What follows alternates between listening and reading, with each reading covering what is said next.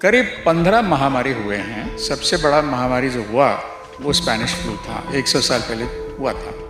इस तरह के महामारी बार बार आते रहते हैं। इसके बारे में WHO के जो डायरेक्टर जनरल है उन्होंने जिक्र भी किया था 3 साल पहले दुबई में कि इस तरह के महामारी हो सकता है जिसमें कई सारे हज़ारों लोग और लाखों लोग मर सकते हैं करके। उसको हमने ख्याल नहीं किया। हम लोग लिखें मई में लिखें 2020 में कि इस तरह के महामारी जो हैं इसके वेव्स होते हैं, तो तैयारी करना है। हमने तैयारी नहीं किया। हमारे सरकार जो है वो बिल्कुल आंख बंद करके आगे गए, ये न देखते हुए कि भाई ये किस प्रकार से फैलेगी। आपके पब्लिक को आप कॉन्फिडेंस में लेके आप आगे चलना चाहिए। अकेले अगर आपने आदेश दे दिया कि भाई थाली को आप पीटो या आप कुछ बत्ती को बंद करो, इससे क्या फैलना बंद हो जाएगा? करीब करीब सभी पॉलिटिकल पार्टीज इस दृष्टिकोण में हैं कि भाई जो कच्चे माल है वो तो अनलिमिटेड है, चाहे वो ऊर्जा हो चाहे वो लोहा हो। पर ये तो लोग भी कह रहे हैं ना, विकास हो, नालियां बने, सड़कें बने, रोड बने। क्यों कह रहे हैं?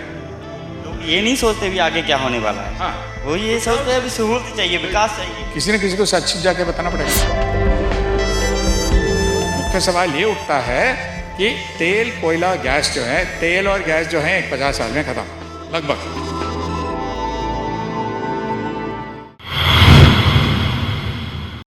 कोरोना महामारी ਨੂੰ ਲੈ ਕੇ ਪੂਰੇ ਦੇਸ਼ ਦੇ ਵਿੱਚ ਹਾਹਾਕਾਰ ਮੱਚੀ ਹੋਈ ਹੈ ਤੇ ਸਾਡੇ ਕੋਲੇ ਇੱਥੇ ਲਹਿਰਾਗਾਗਾ ਦੇ ਵਿੱਚ ਇੱਕ ਵਿਗਿਆਨੀ ਆਏ ਹੋਏ ਨੇ, UN ਦੇ ਵਿਗਿਆनी ने सागर धारा जी। उनसे बात करते हैं कि कोरोना महामारी जो पूरे देश में फैली हुई है उसके क्या मतलब निकलते हैं और कैसे उसको बचाया जा सकता है। इनसे ब्रीफ में बात करते हैं विज्ञानी सागर धारा जी से। क्या कहना चाहिए भाई, ये जो महामारी के पहले ही सब काफ़ी सारे साइंटिस्ट जानते हैं कि इस तरह के महामारी हो सकता है करके, क्योंकि पिछले 100 साल में करीब 15 महामारी हुए हैं। सबसे बड़ा महामारी जो हुआ वो स्पेनिश फ्लू था, 100 साल पहले हुआ था। इस तरह के महामारी बार बार आते रहते हैं और इसके बारे में WHO के जो डायरेक्टर जनरल है उन्होंने जिक्र भी किया था 3 साल पहले दुबई में कि इस तरह के महामारी हो सकता है जिसमें कई सारे हज़ारों लोग और लाखों लोग मर सकते हैं करके। उसको हमने ख्याल नहीं किया। तो ये दो चीज़ जो है कि ऐसे महामारी हो सकता है, ये तो सबको मालूम था एक हिसाब से, लेकिन इस चीज़ को भूल गए हम। और दूसरी बात यह है कि हमारे सरकार जो है और हम जो हैं वो बिल्कुल कोई प्लानिंग के बिना हम इसमें उतरें। तुरंत पहले अगर लॉकडाउन या कोई भी स्ट्रैटेजी इस्तेमाल करने के पहले थोड़े बहुत जानकारी इस पर करना बहुत ज़रूरी है, जिसको कहते हैं ट्रांसमिशन डायनामिक, यानी कि महामारी जो है, वायरस जो है वो किस प्रकार से फैलता रहता है। ठीक है, अब बहुत पहले महामारी के शुरुआत में ही ये मालूम पड़ा कि वो सरफेस से बहुत ज़्यादा उसका ट्रांसमिशन नहीं हो रहा है करके। ठीक है, तो हमने क्या किया भारत में कि इंपीरियल कॉलेज स्टडी करके एक स्टडी निकला मार्च 2020 में। उसको देख के हम डर गए और जैसे ही ब्रिटेन ने वो स्टडी निकलने के 10 दिन बाद उन्होंने एक सीवियर लॉकडाउन किया, हमने उससे भी ज़्यादा सीवियर लॉकडाउन किया, ये न समझते हुए कि ट्रांसमिशन डायनामिक्स क्या है इसमें। और उस लॉकडाउन को हमने कुछ 7-8 हफ्ते बाद उसको धीरे धीरे से लिफ्ट किया और फिर धीरे धीरे से लोगों को लगा कि नॉर्मल हो गया और सरकार को भी लगा नॉर्मल हो गया। लेकिन कई सारे ऑथर्स जो हैं, मी इंक्लूडेड, हम लोग लिखें मई में लिखें 2020 में कि इस तरह के महामारी जो हैं इसके वेव्स होते हैं, तो तैयारी करना है। हमने तैयारी नहीं किया इस चीज़ के बारे में। पहला फेज आया, सेकंड आया, अब तीसरा भी जो आने वाला है। हाँ, लॉकडाउन लगता रहता है, तो कैसे देखते हो भाई? जैसे ही आप इसमें 2 स्ट्रेटजी होते हैं इस तरह के महामारी को टैकल करने के लिए। एक जिसको कहते हैं सप्रेशन स्ट्रेटजी। सप्रेशन स्ट्रेटजी में आप सीवियर लॉकडाउन करते हैं या किसी प्रकार के लॉकडाउन करते हैं। और जैसे आप लॉकडाउन करते हैं कुछ हफ्ते बाद क्या होता है कि वायरस जो है उसका फैलना वो धीमी हो जाता है। और जैसे जैसे आप वो लॉकडाउन को मतलब लिफ्ट करते हैं वैसे वैसे वो फिर फैलता जाता है। तो अलग अलग स्ट्रैटेजीज़ हैं, हम लोग सिर्फ एक स्ट्रैटेजी इस्तेमाल किए। यानी कि मैं कहता हूँ कि हमारे सरकार जो है वो बिल्कुल आंख बंद करके आगे गए, ये न देखते हुए कि भाई ये किस प्रकार से फैलेगी। दूसरी बात कि भाई आपके पब्लिक को आप कॉन्फिडेंस में लेके आप आगे चलना चाहिए। अकेले अगर आपने आदेश दे दिया कि भाई थाली को आप मतलब पीटो या आप कुछ बत्ती को बंद करो, इससे क्या फैलना बंद हो जाएगा? क्या लोग मूर्ख हैं कि ये करके वो समझें कि फैलना बंद हो जाएगा? तो इसको बाद में हमने भुगत लिया। अब ऑलरेडी जनवरी में हमारे प्राइम मिनिस्टर साहब तो डिक्लेयर कर दिया विक्ट्री। अब फरवरी तीसरे हफ्ते से फिर सेकेंड वेव जो है शुरू हुआ। हमने प्रीमेच्योरली डिक्लेयर कर लिया कि विक्ट्री हो गया, हमने जीत लिया, ये न समझते हुए कि ये वेव्स में आता है करके। और फिर हम बिल्कुल अनप्रिपेयर्ड थे। वैक्सीन वैक्सीन लगातार लगाई जा रही है, क्या लगता है भी वैक्सीन में कुछ असर पड़ेगा कोरोना पर? भाई अगर वैक्सीन सही हो तो पड़ना चाहिए, अगर वैक्सीन सही नहीं हो तो नहीं पड़ेगा। अब बात यह है कि मैं तो वैक्सीन एक्सपर्ट नहीं हूँ, तो इसलिए मैं ये नहीं कह सकता कि ये वैक्सीन की वजह से असर पड़ेगा या नहीं पड़ेगा। ये अब भविष्य दिखाएगा हमें। जो तीसरी लहर की बात चल रही है, अभी बच्चों के लिए आ रही है, पहले बड़ों के लिए थी, अब छोटों के लिए, फिर बच्चों के लिए आ रही है, उसको कैसे हैंडल किया जा सकता है? क्योंकि सरकारें के पास सेहत सहूलतें नहीं हैं, सेहत सहूलतें की सबसे कमी है पूरे देश में, कैसे देखते हो? भाई अगर वैक्सीन इंपोर्ट करना है तो इंपोर्ट कर लो, जो करना है कर लो। अगर आपको मतलब विश्वास है कि वैक्सीन काम करेगा तो सबको करो और मुफ्त में कर लो और तुरंत कर लो, अगर आपका विश्वास है तो। लेकिन वो भी प्रूव करना चाहिए कि वैक्सीन काम कर रहा है। अब तक ये पूरे पब्लिक जो हैं पब्लिक में पूरा विश्वास नहीं है कि वैक्सीन काम करेगा। अब सरकार कह रही है कि विश्वास रखो, लेकिन प्रूफ कहाँ है क्या? सेहत सहूलतों को कैसे देखते हो? कौन सी चीज़? सेहत जो इनके डॉक्टर हैं, हेल्थ के लिए हेल्थ स्ट्रक्चर है, कैसा है? भाई डॉक्टर जो हैं वो तो उन्होंने बढ़िया काम किया। प्राइवेट वाले तो पैसा बनाया कई सारे लोग, सब लोग नहीं कहूँगा मैं, जो सुनने को आया कई सारे जो कॉरपोरेट हॉस्पिटल्स हैं वो मतलब हज़ारों रुपए दिन के लिए ले लिए, और पेशेंट जो है अंत में वो ठीक हुआ नहीं ठीक हुआ, कुछ लोग मर भी गए हैं वगैरह वगैरह वगैरह जो हुआ। अब ये इसको ऐतिहासिक तौर पे देखना चाहिए, इस प्रकार से देखना चाहिए कि हमारे जो हेल्थ सिस्टम है उसमें हमने बहुत कम इन्वेस्ट किया है। मतलब दूसरे पिछड़े हुए देशों के तुलना में हमने बहुत कम इन्वेस्ट किया है as a percentage of GDP. इसको अब बढ़ाना पड़ेगा सिर्फ मतलब 10-20% नहीं, बल्कि इसको दुगना तिगुना करना पड़ेगा हमें। कि ये समझना बहुत ज़रूरी है सरकार को कि अपने लोगों का स्वास्थ्य को अच्छा रखने में सबका फ़ायदा है। ये चीज़ वो समझे नहीं, ये चीज़ वो मतलब प्राइवेट वालों पे छोड़ दिया कि ठीक है प्रॉफिट बना दो। प्रॉफिट बनाना काम नहीं है। बहुत सारे देश जो हैं इसको मतलब पब्लिक सेक्टर में लेके सरकार जो है वो तो स्वास्थ्य पब्लिक हेल्थ जो है उसमें इन्वेस्ट करती है, वो काम हम करना चाहिए। और मैं कहता हूँ कि पब्लिक हेल्थ पर 10% सेंट्रल बजट और स्टेट बजट जो है खर्च करना चाहिए। सर जलवायु की बात करें, कैसे देखते हो? क्योंकि कुदरत जो हालात हैं पूरे देश के, आप कैसे देखते हो? क्योंकि आप विज्ञानी हैं, आपने इस पर काम भी किया होगा, क्या कहना चाहिए? भाई हमारे सामने 3 बड़े संकट हैं। एक संकट है कि जलवायु संकट, दूसरा है कि कई सारे जो कच्चे माल कोयले, तेल, गैस और कई सारे और माल जैसे कि कॉपर, लोहा, ये चंद कुछ सालों में ख़त्म होने वाला है या शॉर्टेज में आने वाला है। ये हुआ क्यों? और तीसरा संकट ये है कि असमानता बढ़ते जा रहा है। अब ये हुआ क्यों? 2 कारण की वजह से। एक कि बाकी जो जीव जंतु हैं उनसे हमने चोरी किया, ख़त्म किया उनको, तो और चोरी किया। उनका जो ऊर्जा है हमने ले लिया, जंगल काटे, कई सारे जानवर जो हैं वो तो ख़त्म हो गए, एक्सटिंक्ट हो गए, ठीक है। और दूसरी चीज़ जो हमने लिया कुदरत से, वो क्या एक समान तरीके से उसको बांटे मतलब मानव समाज में? नहीं, वो असमान तरीके से हमने बांटा उन चीज़ों को, कि जो मतलब किसी का अगर निजी संपत्ति है तो उसको ज़्यादा मिलता है, जिसका अगर निजी संपत्ति नहीं है उसको ना के बराबर मिलता है। तो कुछ लोग जो हैं, कम लोग जो हैं, बहुत माइनॉरिटी लोग जो हैं, वो बाकी लोगों से जो कुदरत से हमने छीन के लिया बाकी जानवरों से, ये चंद लोग जिनको आप कह सकते हैं सरमायादार या पूंजीपति, उन्होंने चोरी किया बाकी लोगों से। ये डबल चोरी हो रहा है। और ये डबल चोरी इसलिए के वजह से जिसको कहते हैं कि विकास, ग्रोथ। अब एक सरल सवाल पूछना बहुत ज़रूरी है, क्या हमारे इस धरती पे हमारे जो कच्चे माल हैं वो अनलिमिटेड है या लिमिटेड है? आप ग्रोथ कब तक करेंगे? 10 साल, 20 साल, 50 साल? उसके बाद क्या होने वाला है?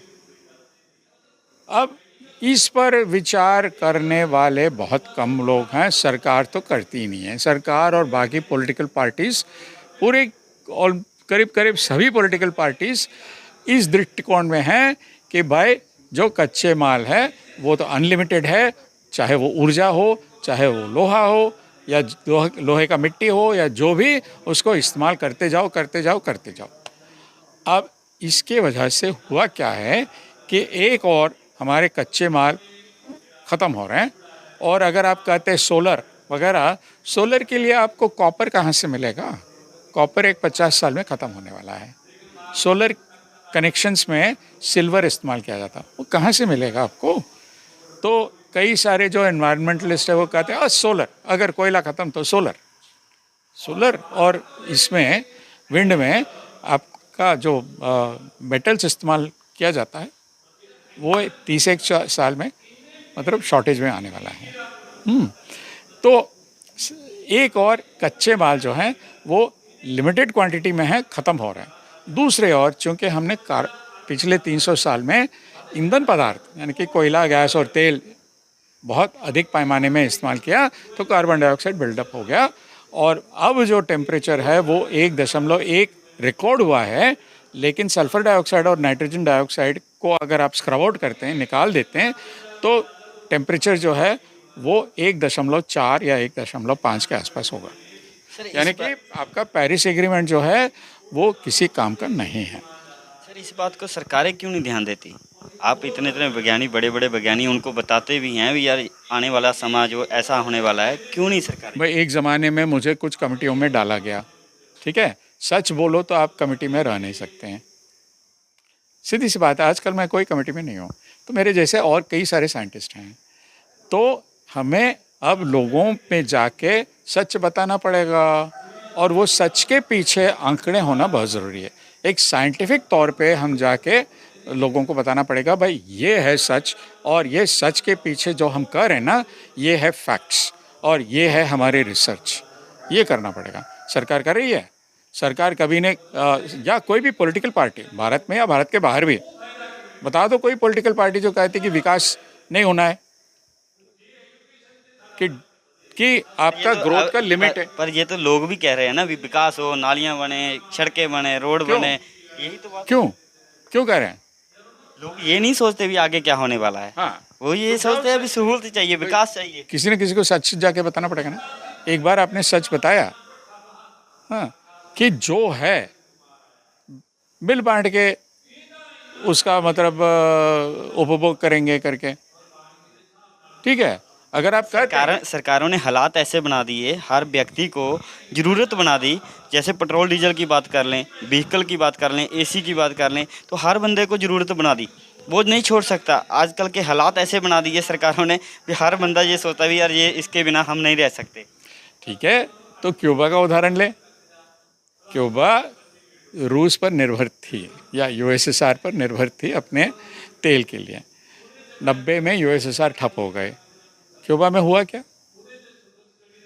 तेल ख़त्म, और वहाँ पे सबसे ज़्यादा कमाने वाला फिर किसान बना, क्योंकि उनको मतलब शहरों में खेती करना पड़ा। और औसत में हर एक क्यूबन का जो वज़न है वो 3 किलो या ऐसी कुछ घट गया, क्योंकि एक बार आपका ऊर्जा ख़त्म, आप ख़त्म। ठीक है। मायन समाज जो है वो 400 साल 500 साल पहले की बात है ये, उनका जो पूरा इरिगेशन सिस्टम वो डामाडोल में पड़ गया था। उनका जो फसलें जो हैं फेल हो गए, यानी कि उनका ऊर्जा फेल हो गया। पूरे मायन सिविलाइजेशन जो है ख़त्म 100 साल के अंदर। आपका ऊर्जा ख़त्म, आप ख़त्म। सीधी सी बात है। तो मुख्य सवाल ये उठता है कि तेल, कोयला, गैस जो है, तेल और गैस जो है 50 साल में ख़त्म लगभग। ठीक है। कोयला जो है 100 साल के अंदर ख़त्म। सोलर, विंड जो है वो रिप्लेसमेंट्स नहीं है, रिप्लेस नहीं कर सकते हैं। क्या है आपके पास? तो पूरे समाज जो है, अब ये सवाल पूछना पड़ेगा पूरे समाज को कि या तो हम कम करें पूरा उपभोग को, या तो ख़त्म हो जाए। ये सच जो है बहुत कड़वा है। कौन से पॉलिटिकल पार्टी जाके उनके पास दम है लोगों के पास जाके बताना कि भाई कम करना पड़ेगा अब? और ये कोई देश में नहीं हो सकता, ये एक अंतर्राष्ट्रीय स्तर पे इस चीज़ को करना ज़रूरी है। अब भारत और पाकिस्तान और नेपाल और बांग्लादेश में इस तरह का कोऑर्डिनेशन है क्या? नहीं है। तो ये कोई पॉलिटिकल पार्टी और सरकार नहीं कर सकती, ये लोग ही कर सकते हैं। तो आप किसानी आंदोलन को कैसे देखते हो? किसान लगातार दिल्ली में बैठा है, सरकारें नहीं सुन रही, बड़े घरान।